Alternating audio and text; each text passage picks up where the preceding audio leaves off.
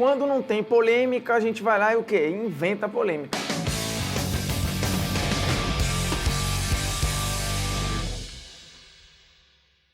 Fala moçada, beleza? Polêmicas vazias na área, convidando você a se inscrever no canal, tocar na notificação, deixar o seu like, seu dislike, comentar o conteúdo, compartilhar o seu conteúdo, quer dizer, no caso o nosso conteúdo, nos seus grupinhos de WhatsApp. Que a questão é a seguinte, será que a Super Champions é mais difícil de ganhar do que uma Copa do Mundo? E aí você pergunta, onde diabos está essa discussão?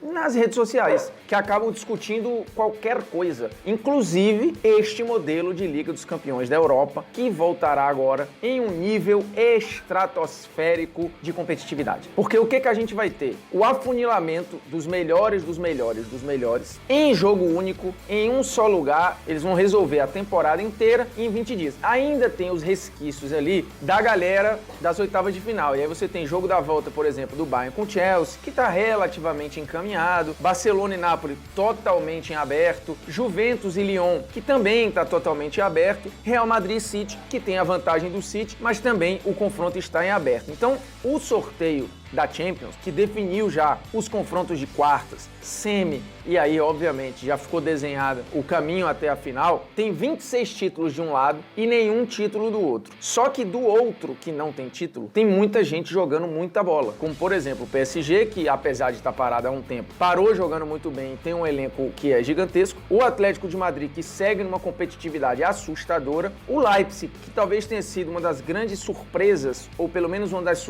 surpresas mais agradáveis da primeira fase, e a Atalanta, que se bobear desse lado, é o time que está praticando o melhor futebol, o que não necessariamente torna a Atalanta favorita para ser campeã. E do outro lado tem os 26 títulos que estão se engalfinhando desse lado da chave. Então vamos lá, faz sentido dizer que essa Champions é mais difícil do que uma Copa do Mundo? A minha resposta é sim! Sim. Faz sentido. E aí a gente pode pegar como exemplo as Copas desse século, ou seja, de 2002 para cá, pra gente entender que nesse afunilamento, e aí eu vou pegar mais as quartas de final, não vou nem pegar os resquícios ali das oitavas, mas dá pra gente incluir, porque essas oitavas para alguns vai ser quase jogo único, né? Por exemplo, o Barcelona, o primeiro jogo vai ter dito muito pouco, porque ele vem para enfrentar o Napoli agora, tendo a vantagem do 0-0, que convenhamos, é muito difícil que tenha um 0-0 entre Napoli e Barcelona pelo modelo com os quais as equipes entram em campo. Então, convenhamos, é um jogo que basicamente não tem vantagem. Juventus e Lyon é uma vantagem mínima, e aí a Juventus é muito capaz, por conta do Cristiano Ronaldo, de fazer a remontada, que não seria nada absurdo, uma desvantagem só de 1-0. Na última temporada, eles conseguiram reaver um resultado muito mais enjoado contra um time defensivamente muito mais complicado, que foi o Atlético de Madrid. Então, até nas oitavas, você tem um desenho muito espinhoso para muita gente. Assim, o caminho até a final, ele é muito desgastante e complicado para uma porção de gente. Então por que eu considero essa Super Champions mais difícil nesse momento que uma Copa do Mundo? Porque vamos lá, conceitualmente, a Champions tem os melhores que o dinheiro pode comprar, certo? Então na Champions, normalmente vão os melhores times, que tem os melhores jogadores do mundo, porque é o filtro do investimento, é o filtro do dinheiro, é esse eurocentrismo de qualidade, que por conta da exposição, da mídia, de tudo que envolve o futebol europeu, acaba tendo a reunião dos melhores jogadores do planeta. Isso não é algo que acontece na Copa do Mundo corriqueiramente, assim, você tem ótimos jogadores que ficam fora da Copa. E tem seleções tradicionais que não necessariamente chegam à Copa com grandes times, né? Então você tem uma grande grife que não necessariamente é um grande time. Na Champions, isso é muito difícil. Normalmente as grandes grifes têm times muito competitivos. Tanto que a gente fala, ó, vai chegar, pode chegar. Então, óbvio que acontece de um grande time cair cedo, ou às vezes nem entrar na Champions, uma grande grife. E às vezes um bom time cai também cedo, como aconteceu com o Liverpool, eliminado pelo Atlético de Madrid, o que torna o Atlético um adversário ainda mais enjoado. Então vamos lá elencar as razões do porquê eu considero essa Super Champions mais difícil que uma Copa do Mundo. Vamos lembrar, por exemplo, da Copa de 2002. Nas quartas de final a gente tinha Estados Unidos, Coreia do Sul, a Inglaterra e Brasil, que talvez tenha sido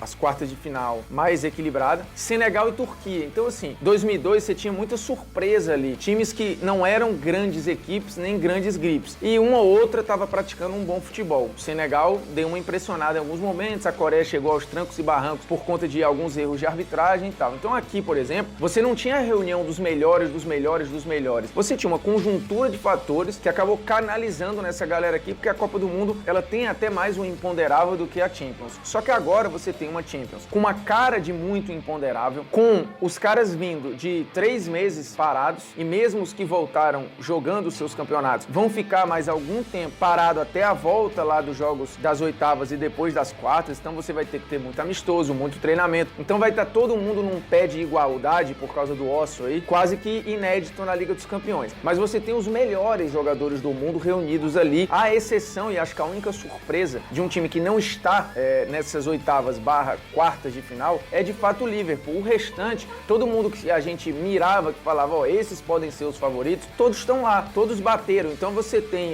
no funil só gente muito grande, ou gente que tá jogando muita bola. Coisa que em edições de Copa, principalmente as recentes, muitas vezes isso não aconteceu. E aí vamos lá. Pegando a Copa de 2006, nas quartas de final, você tinha lá Alemanha e Argentina, mas a Argentina não tinha esse time condizente com a sua grife, né? Era um time frágil. E acho que a eliminação para a Alemanha deixou isso muito, muito claro, né? Como viria a dizer também isso em 2010. Acho que em 2003 o time era até mais equilibrado que 2010. Itália e Ucrânia, a Ucrânia aqui completamente fora d'água, né? E assim, nem jogando. A Copa da Ucrânia era uma Copa bem chinfrim, inclusive. Inglaterra e Portugal, que foi de fato um jogo muito grande, Brasil e França. Mas dali pra frente você tem França e Portugal, Alemanha e Itália, e depois a final Itália e França. Mas a Itália, que ganhou a Copa do Mundo, nem era vista como o melhor time, assim, porque você tem conceitualmente, como eu disse, um problema de montagem de seleções. A seleção, ela naturalmente, ela tem limitações porque você não pode comprar quem você quiser, não pode ter no time quem você quiser. Então você às vezes tem uma Itália, por exemplo, que é uma grande grife, mas com várias brechas de elenco, assim, às vezes você não tem um camisa 9 à altura, um lateral direito, um lateral esquerdo que seja do tamanho daquela grife ou daquele time como um todo e tal. Então conceitualmente você já tem esse problema. Quando você afunila uma Champions, onde não existe esse problema, porque normalmente os times têm toda a liberdade de montar dentro do seu orçamento o melhor que o dinheiro pode comprar para cada um e dentro da ideia dos seus treinadores,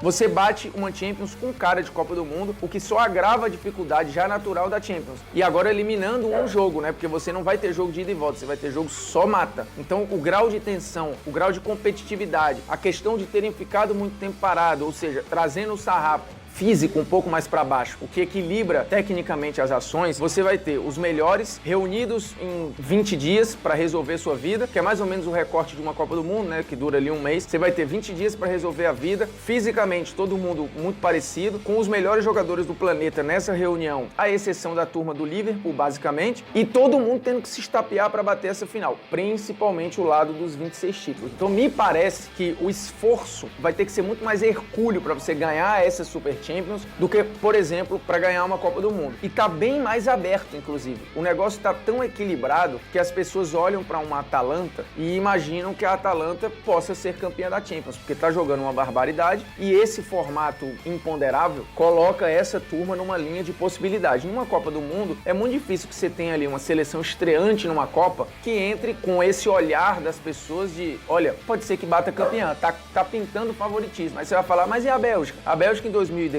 ela não era estreante em Copa do Mundo. É completamente diferente. Você vai ter que pegar um exemplo aí, de uma seleção X numa Copa qualquer, que tá pela primeira vez jogando o Mundial, e você falar, poxa, vai bater campeã. Vamos supor que, sei lá, País de Gales tivesse jogado a Copa de 2018, você tá dizendo que País de Gales entra nas quartas de final como favorito para ganhar a Copa. Ou você aposta, acredita bastante. Isso não acontece, isso não rola. Pode ser que, poxa, a Turquia bateu uma semifinal, a Coreia, já aconteceu, né? A Croácia chegou numa final de Copa do Mundo, mas não era estreante em Copa do Mundo, né? E tinha uma geração muito forte. Então o que a gente tá falando dessa Champions é algo muito especial, muito raro e que, assim, tende a ser inédito, né? Você não vai ter esse contexto se repetindo, porque a gente vive uma excepcionalidade que refletiu na fórmula de disputa. Então aproveitem, curtam essa Champions, que sim, é mais difícil de ganhar nesses moldes, com essa galera, do que uma Copa do Mundo. Então aproveitem, porque vai ser inédito e é exclusivo do Esporte Interativo. Então dê uma moral pra nós, né? Seguinte, aproveitando que o vídeo tá chegando no fim, vamos pra uma dica cultural legal, e eu tô sempre trazendo episódios de Champions aqui. No nosso YouTube tem um baita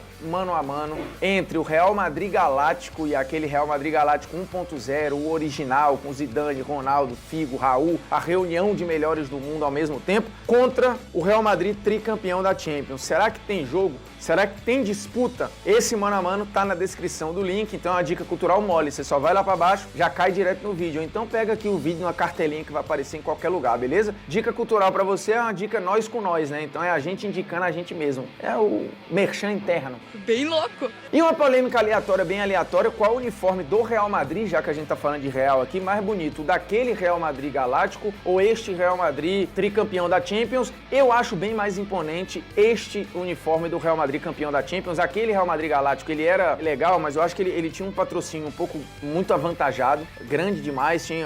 Em algum momento dos Galácticos tinha até tons de azul, de roxo dentro do uniforme, eu não gostava. E o número é uma numeração um pouco, era numeração de guerra, né? Se você olhar, tem uma tipia, meio uma tipia militar e tal, eu não gosto. É muito marcante, tem gente que gosta, até o nome, os nomes eu não achava muito legal a escrita e tal. Eu acho o uniforme de agora bem mais imponente, bem mais classudo do que aquele. É claro que você pega a foto do Zidane com aquele uniforme, você vai achar maravilhoso, né? Porque o Zidane é elegância em pessoa. Mas esse do Real Madrid atual, você bota em mim e eu fico estileira. Né? Não que isso seja muito difícil, mas com o uniforme do Real Madrid fica mais fácil, né? Com esse fim canastrão, a gente encerra aqui o Polêmicas Vazias, deixando a sugestão para você se inscrever no canal, tocar na notificação, dar o like, dar o dislike, fazer tudo que você tem que fazer aí sempre. E o mais importante é espalhar o conteúdo nos seus grupinhos de WhatsApp. Beleza? Nós estamos juntos, um grande abraço, hein? Se cuidem.